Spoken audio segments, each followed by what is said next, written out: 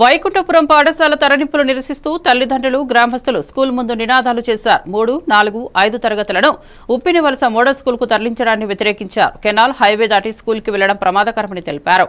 బోర్లపాడు అల్లిపల్లిగూడ నుంచి సహా గ్రామాల విద్యార్థులు వైకుంఠపురం స్కూల్కే వస్తారని, పాత విధంగానే 1 నుంచి 5వ తరగతులు కొనసాగించాలని డిమాండ్ చేశారు.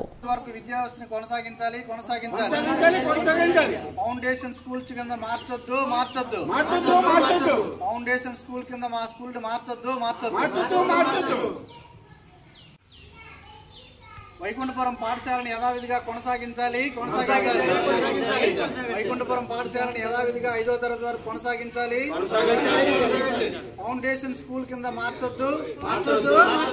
ఫౌండేషన్ స్కూల్ కింద మార్చొద్దు.